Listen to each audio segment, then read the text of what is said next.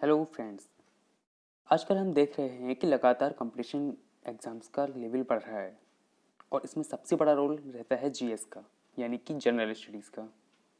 तो आज हम इसी जनरल स्टडीज़ के एक इम्पॉर्टेंट पार्ट इंडियन पॉलिटी को स्टार्ट करेंगे।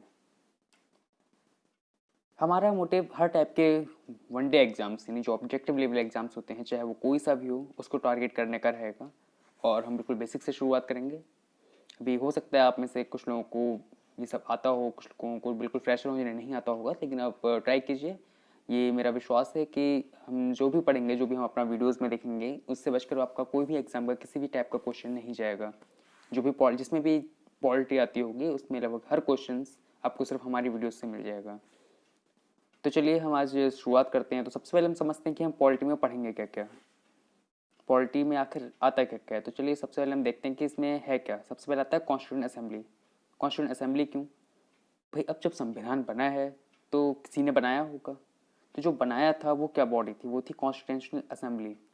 तो कॉन्स्टिट्यूशनल असेंबली, जिसे कि संविधान सभा भी कहते हैं, इसने एक प्रस्ताव पारित किया जिसके बाद हमारा संविधान बना था। तो हम संविधान सभा के बारे में यहाँ पर पढ़ेंगे।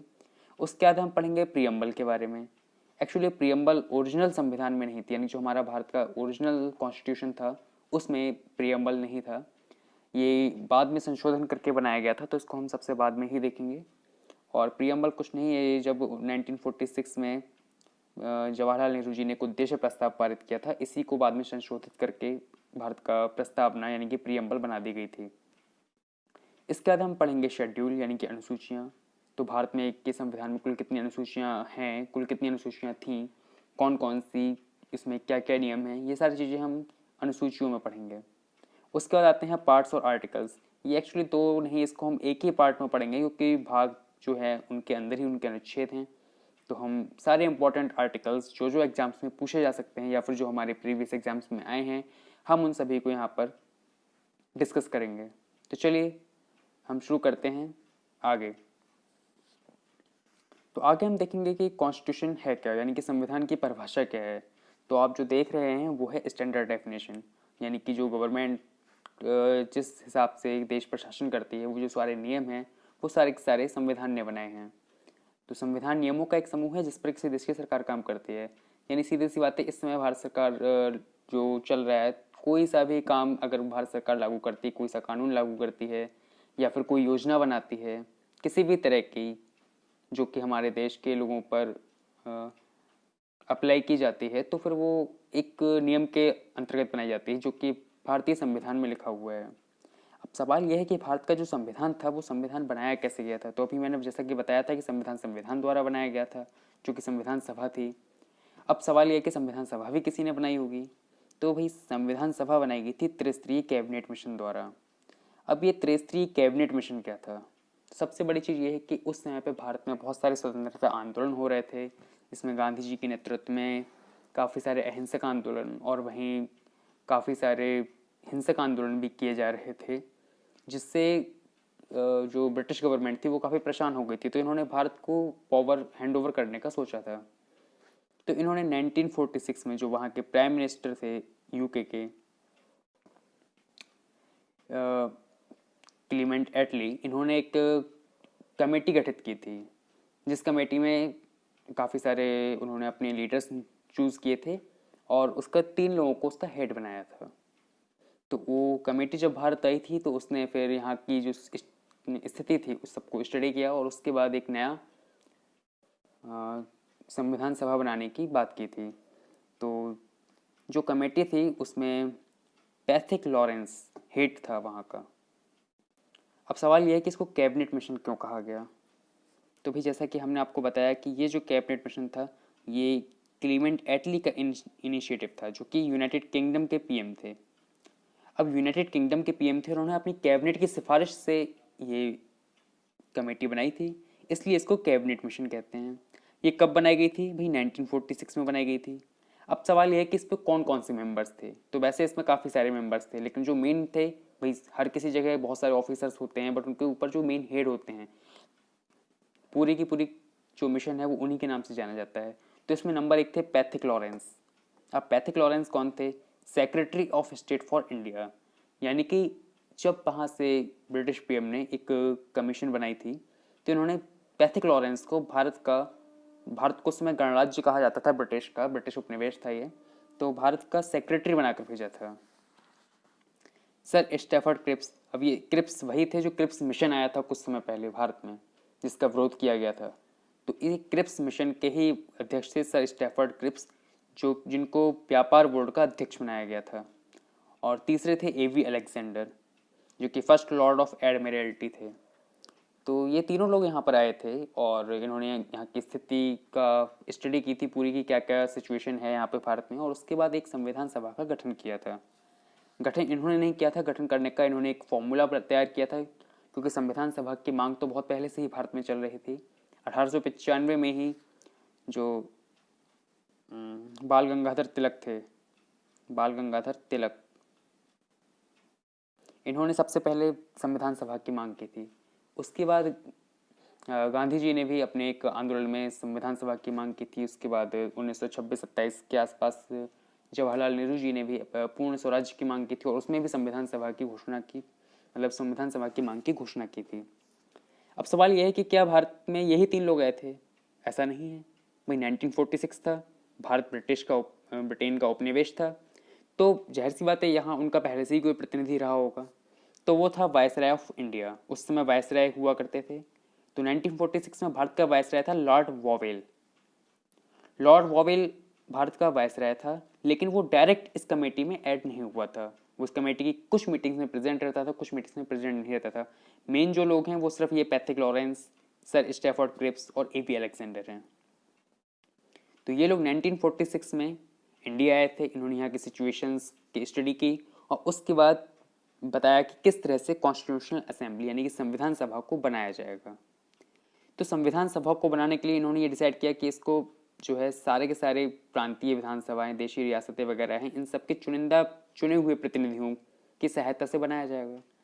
अब बात ये भाई, ये देशी रियासतें या फिर ये प्रांतीय विधानसभा ये हैं क्या? तो भाई भारत उस समय बहुत छोटे छोटे राज्यों में, बहुत छोटे छोटे प्रांतों में बटा हुआ था। तो वहाँ हर प्रांत से कुछ मेंबर्स चुने गए थे। हर देशी रियासत से तो नहीं, लेकिन हाँ कुछ देशी रियासतों से भी चुने गए थे जिनका प्रभाव उस समय कुछ ज़्यादा था। और बाकी कुछ चीफ कमीशन रीजन्स, जैसे आजकल यूनियन टेरिटरीज होती हैं वैसे ही उस टाइम पर चीफ कमीशन रीजन हुआ करते थे।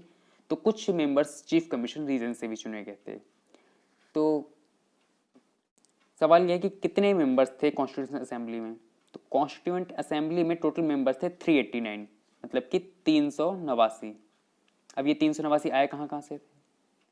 292 मेंबर्स जो थे वो आए थे प्रोविंशियल असेंबलीज से, यानी कि प्रांतीय विधानसभाओं से। 93 मेंबर्स थे, ये मेंबर्स आए थे नेटिव स्टेट्स यानी कि देशी रियासतों से। और 4 मेंबर्स थे चीफ कमीशन रीजन्स, मतलब उस समय की यूनियन टेरिटरीज। अभी जो आज की यूनियन टेरिटरीज हैं वो उस समय नहीं थी। उस समय की चीफ कमीशन रीजन्स दूसरे थे, जैसे कि दिल्ली, अजमेर, कुर्ग और ब्रिटिश बलूचिस्तान। जिसमें दिल्ली और अजमेर के बारे में तो आज लगभग आप सभी लोग जानते ही होंगे। बात करते हैं कुर्ग की, तो कुर्ग एक मैसूर का क्षेत्र था जो आजकल कर्नाटका में आता है। मैसूर को बाद में, ये जब कुर्ग था उस समय एक चीफ कमीशन रीजन था, जिसको आज़ादी के बाद 1950 में कुर्ग स्टेट बनाया गया था।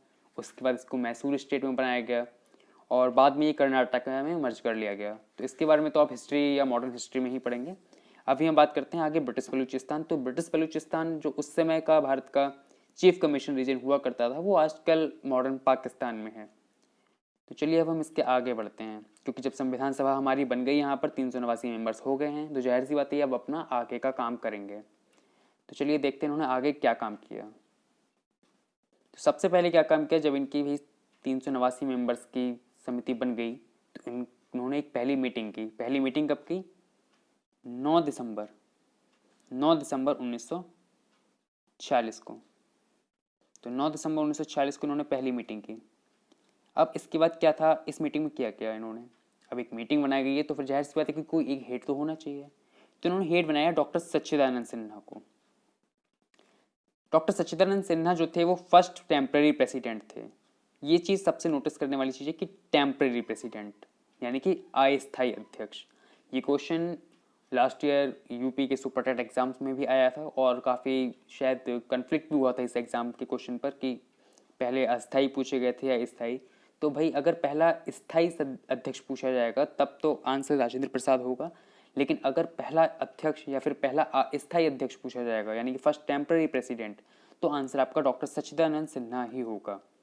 तो डॉक्टर सच्चिदानंद सिन्हा को 9 दिसंबर को जो पहली मीटिंग हुई थी संविधान सभा की, उसमें टेम्पररी प्रेसिडेंट के रूप में नियुक्त किया गया। आगे बात करते हैं कि उसके बाद दूसरी मीटिंग में क्या हुआ। तो वो जो सेकंड मीटिंग हुई थी, सेकंड मीटिंग हेल्ड हुई 11 दिसंबर यानी कि 2 दिन बाद।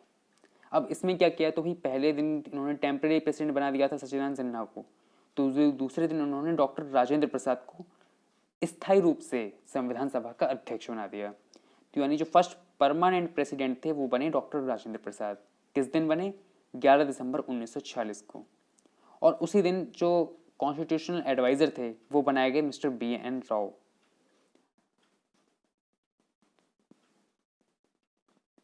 तीसरी मीटिंग जो हुई थी वो उसके भी बाद में हुई थी, शायद 13 नवंबर को हुई थी,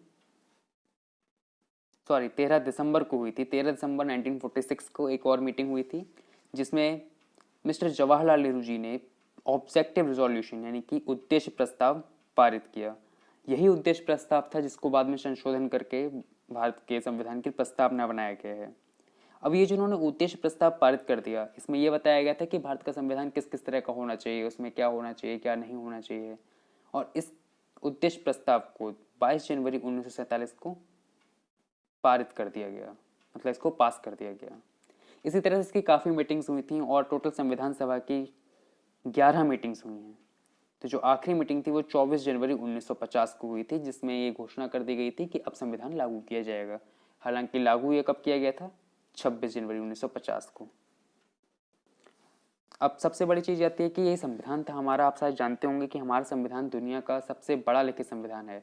हालांकि सबसे बड़ा देश का लिखित संविधान नहीं है, मतलब जो सबसे बड़ा लिखित संविधान है वो किसी अल्बाना देश का है जो कि अफ्रीका का एक छोटा सा राज्य है। हालांकि अगर हम बात करें सबसे बड़ा लिखित संविधान तो वो हमारे भारत का ही माना जाता है, क्योंकि एक गणराज्य भी है और एक बड़ा देश भी है, इसका प्रभाव है, इसलिए हम सबसे बड़ा लिखित संविधान भारत का मानते हैं।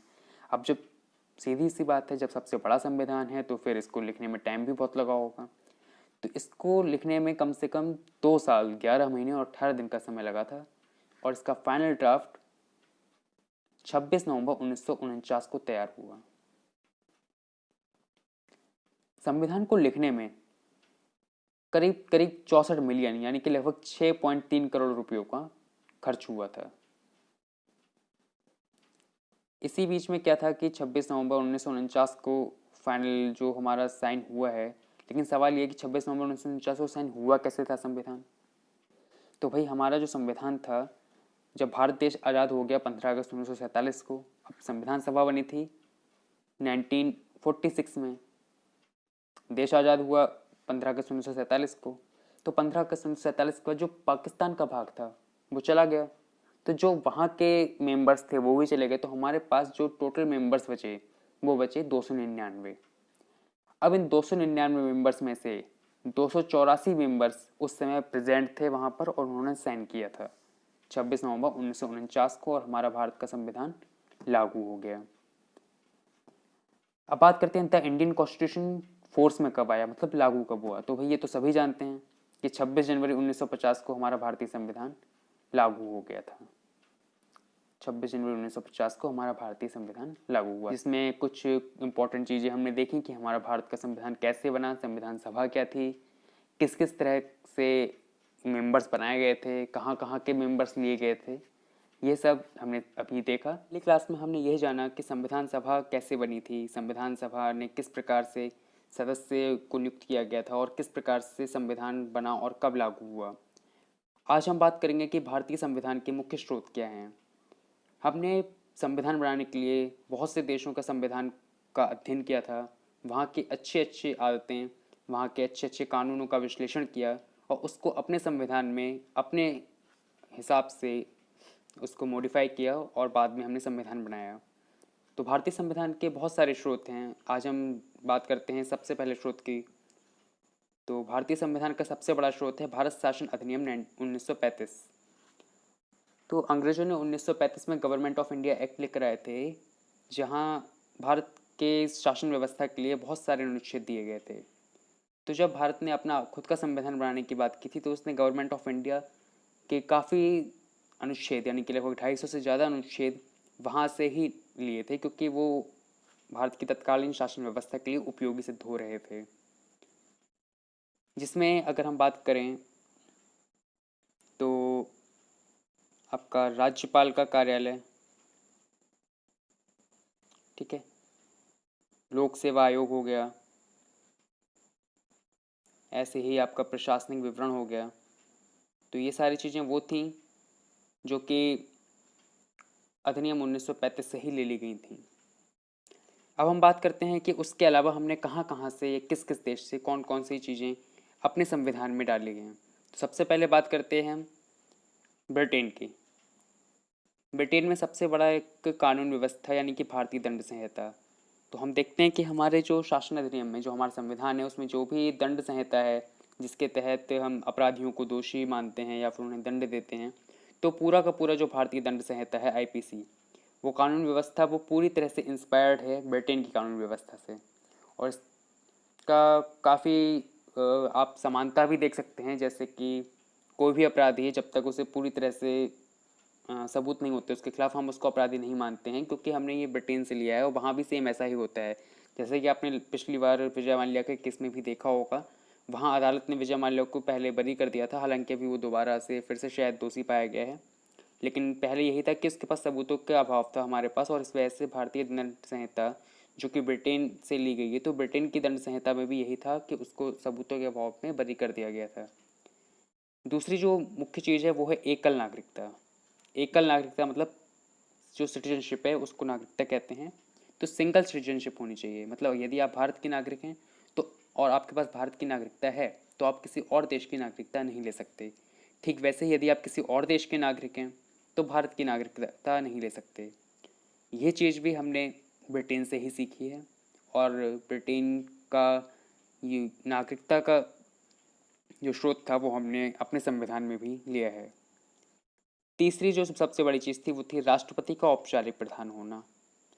अब जैसा कि आप सभी जानते हैं कि भारत में संवैधानिक जो शक्ति होती है वो प्रधानमंत्री के हाथों में ज़्यादा होती है, किंतु हमारे देश का पहला नागरिक या सबसे ज़्यादा प्रधान जो है, सारी सेनाध्यक्ष, सारी सेना का सेनापति, ये सब एक राष्ट्रपति को माना जाता है, किंतु वो सिर्फ एक औपचारिक प्रधान माना जाता है। क्यों? क्योंकि हमारे यहाँ सारी शक्तियाँ प्रधानमंत्री के हाथ में हैं। ये चीज़ें भी हमने ब्रिटेन से सीखी हैं। क्यों? क्योंकि ब्रिटेन की महारानी व्यवस्था है, वहाँ का शाही खानदान है, किंतु वहाँ भी सारी की सारी शक्तियाँ प्रधानमंत्री के हाथ में होती हैं। ठीक वैसे ही भारत में भी सारी की सारी शक्तियाँ प्रधानमंत्री के हाथ में होती हैं। जो यहाँ का राष्ट्रपति है वो वहाँ के महारानी या जो शाही परिवार है उसके तरह सिर्फ और सिर्फ औपचारिक प्रधान है। आगे बढ़ते हैं। आगे यूएसए यानी कि अमेरिका। अमेरिका से हमने क्या क्या लिया है? अमेरिका से हमने बहुत सारी चीज़ें ली हैं, जैसे कि मौलिक अधिकार। अभी हमारे 6 मौलिक अधिकार हैं, जिसमें स्वतंत्रता का अधिकार है, समानता का अधिकार है, धर्म का अधिकार है, संवैधानिक उपचारों का अधिकार है। ये सभी हमने यूएसए से लिए हैं। पहले एक संपत्ति का अधिकार भी हमारा मौलिक अधिकार माना जाता था, किंतु बाद में उसको हमने मौलिक अधिकार से हटा के अपना जो विधिक अधिकार होते हैं उसमें उसको संशोधित कर लिया गया था। लेकिन पहले संपत्ति का अधिकार भी मौलिक अधिकार ही माना जाता था। तो ये सारे के सारे मौलिक अधिकार हमने यूएसए से लिए हैं। जो दूसरी सबसे इम्पॉर्टेंट चीज़ हमने ली है यूएसए से वो है राष्ट्रपति पर महाभियोग। अब जैसे राष्ट्रपति को हमें हटाना है तो उसके लिए पूरा महाभियोग लगाया जाता है। ठीक उसी तरह से जब सुप्रीम कोर्ट के जज को हटाने की बात आती है तब भी हमें एक महाभियोग जैसी ही प्रक्रिया करनी पड़ती है। और ये दोनों ही चीज़ें हमने यूएसए के संविधान से ली हैं। जैसे कि आपने देखा होगा कि कभी कभी, हालांकि ऐसा शायद भारत में ऐसा कोई केस नहीं हुआ है, बट अगर ऐसा कभी होता है कि राष्ट्रपति की बातों से या सुप्रीम कोर्ट के जज पर भ्रष्टाचार का आरोप लगता है या फिर कुछ ऐसा होता है कि इन्हें हटाने की बात चलती है, तो इन्हें हम महाभियोग लगाते हैं। और ये पूरी की पूरी प्रक्रिया हमने यूएसए से ली है। तीसरी चीज़ है न्यायिक पुनरावलोकन की शक्ति। अब बात यह है न्यायिक पुनरावलोकन है क्या? जैसे कि आप देखते हैं कि हमने हाई कोर्ट में कोई केस डाला और वहाँ हमें कोई न्याय मिला, हम उस न्याय के पक्ष में या न्याय के विपक्ष में उससे हाई अथॉरिटी के पास जाते हैं, सुप्रीम कोर्ट के पास जाते हैं, या अगर हमें स्टेशन जज या जिला जज से कोई निर्णय मिला है तो हम उसके अगेंस्ट या उसके पक्ष में हाई कोर्ट जाते हैं। ठीक इसी तरह से मतलब हमारे पास ये अधिकार है कि हम न्यायिक पुनरावलोकन कर सकते हैं। मतलब हमें जो एक बार न्याय मिल चुका है, हम उस न्याय को भी दोबारा से अवलोकन कर सकते हैं उसका, और उसमें संशोधन कर सकते हैं। ये शक्ति हमें यूएसए से ही मिली है। चौथी चीज़ है ऑस्ट्रेलिया। ऑस्ट्रेलिया से हमने क्या क्या लिया है? ऑस्ट्रेलिया से हमने लिया है प्रस्तावना की भाषा। प्रस्तावना की भाषा हमने ऑस्ट्रेलिया से ली है। जैसे कि इसमें जो हमारा उद्देश्य प्रस्ताव था, जो कि जवाहरलाल नेहरू जी ने प्रस्तुत किया था संविधान सभा के समय, उसी को बाद में संशोधित करके प्रस्तावना बनाई गई है। तो वो जो भाषा थी कि किस तरह से इन्होंने लिखा है, हम भारत के लोग हैं, अखंडता संप्रभुता की रक्षा करते हैं, ये सब कुछ प्रस्तावना में है। ये हम आगे बाद में डिटेल में पढ़ेंगे। तो ये पूरी की पूरी जो भाषा है वो हमने ऑस्ट्रेलिया से ली है। अब बात करते हैं हमने दूसरा ऑस्ट्रेलिया से लिया है। दूसरा हमने ऑस्ट्रेलिया से लिया है समवर्ती सूची। अब समवर्ती सूची क्या है? तो जब हम आगे अनुसूचियाँ पढ़ेंगे उसमें एक 8वीं सूची है जहाँ पे हमने समवर्ती सूची, संघ सूची, राज्य सूची, सारी सूचियाँ होती हैं। समवर्ती सूची में वो विषय होते हैं जिस पर संघ सरकार यानी कि केंद्र सरकार और राज्य सरकार दोनों ही अपने अपने कानून बना सकती हैं। तो हम समवर्ती सूची जो है वो भी हमने ऑस्ट्रेलिया से ही ली है। आगे बात करते हैं आयरलैंड से। आयरलैंड से हमने सबसे ज़्यादा इंपॉर्टेंट चीज़ें ली हैं, और सबसे बड़ी चीज़ ये है कि सबसे ज़्यादा अगर प्रश्न पूछे जाते हैं तो वो आयरलैंड से ही पूछे जाते हैं। आयरलैंड से हमने सबसे पहले तो राज्य के नीति निर्देशक सिद्धांत लिए हैं। अब सवाल यह है, राज्य के ही नीति निर्देशक सिद्धांत क्यों कहते हैं, केंद्र के क्यों नहीं कहते? तो राज्य के नीति निर्देशक सिद्धांत ठीक वैसे ही हैं जैसे मौलिक अधिकार हमने जो यूएसए से लिए थे वो हैं, किंतु इनमें राज्य को अधिकार होता है कि वो इन पर कानून बनाए या ना बनाए। इसलिए इन्हें राज्य के नीति निर्देशक सिद्धांत कहते हैं। मतलब इन पर कानून बनाना चाहिए, बट ये पूरा का पूरा क्षेत्र राज्य का है। अगर राज्य चाहे तो उस पर कानून बना सकता है, और यदि राज्य ना चाहे तो वो उस पर कानून ना बनाए। यूनिफॉर्म सिविल कोड है, ये सारा का सारा राज्य के नीति निर्देशक सिद्धांत में ही है। इसलिए इस बात पर पूरी तरह राज्य निर्भर होते हैं। और यहीं पर जो सबसे बड़ा इम्पॉर्टेंट चीज़ है वो ये कि जो गोवा है वहाँ पर आपका यूनिफॉर्म सिविल कोड लगा हुआ है। गोवा में यूनिफॉर्म सिविल कोड है क्योंकि वहाँ ये राज्य का ही अधिकार है, तो वो जो चाहे वो कर सकती है। तो ये सब नीति निर्देशक सिद्धांत होते हैं जो कि हमने कहाँ से लिए? आयरलैंड से लिए। तो ये चीज़ें हम आगे नीति निर्देशक सिद्धांत जब डिटेल में करेंगे तब सीखेंगे। दूसरी जो सबसे इंपॉर्टेंट चीज़ हमने ली है आयरलैंड से, वो ली है राज्यसभा में राष्ट्रपति द्वारा 12 सदस्यों का मनोनयन। अब राष्ट्रपति के पास ये शक्ति होती है कि वो राज्यसभा में अपनी मर्जी से 12 सदस्यों का मनोनयन कर सकते हैं, यानी 12 सदस्यों को राज्यसभा सांसद के पद पर मनोनीत कर सकता है। किंतु इसकी भी कुछ शर्तें हैं। शर्तें क्या हैं? शर्तें ये हैं कि वो 5 क्षेत्रों से ही लिए जा सकते हैं। और वो 5 क्षेत्र कौन से होते हैं? वो 5 क्षेत्र होते हैं, स्पोर्ट्स का क्षेत्र हो गया यानी कि खेल, ठीक है।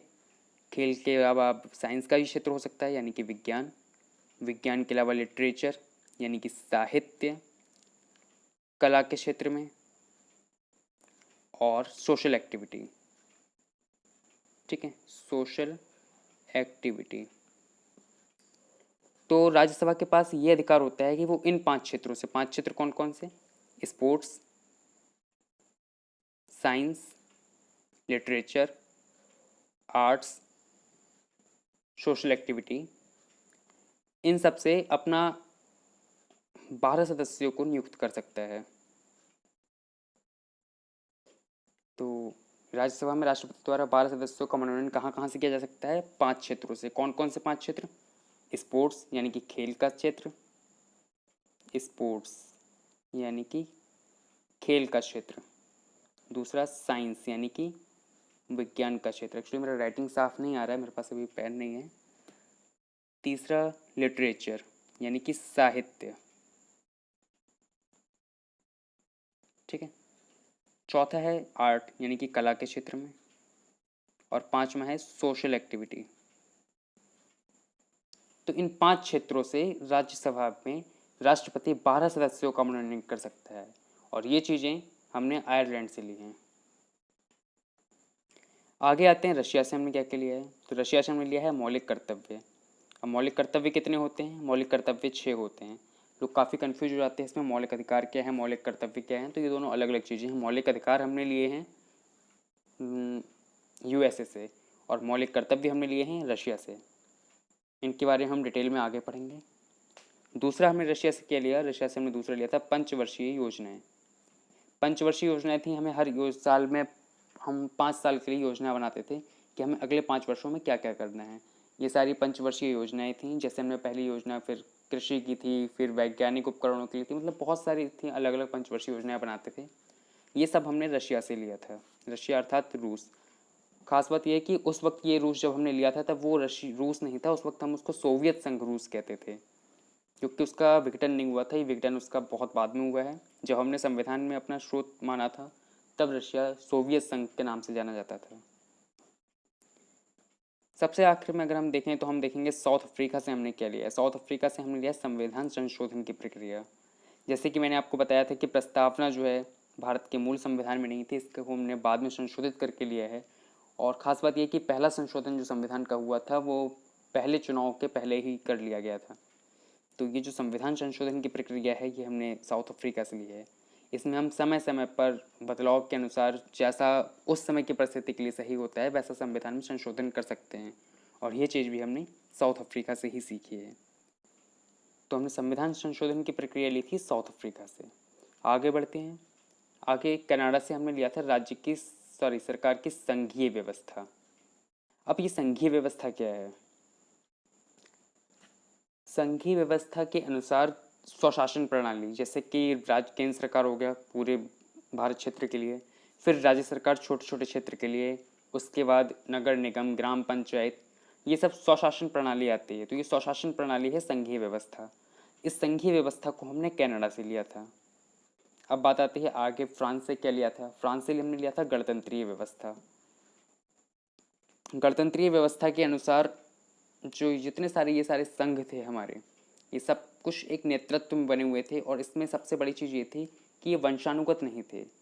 मतलब अगर एक राजा है तो ज़रूरी नहीं है कि उसका लड़का ही राजा बनेगा, नहीं एक प्रधानमंत्री है तो ज़रूरी नहीं है कि उसका लड़का ही प्रधानमंत्री बनेगा। तो ये वंशानुगत सिस्टम हटाया था और गणतंत्रीय व्यवस्था लाई थी, जिसमें हम चुनाव कराते हैं। हर 5 साल बाद जो चुनाव होते हैं, ये सारा कुछ हमने गणतंत्रीय व्यवस्था यानी कि फ्रांस से लिया था। आगे बढ़ते हैं जर्मनी, आपातकालीन उपबंध।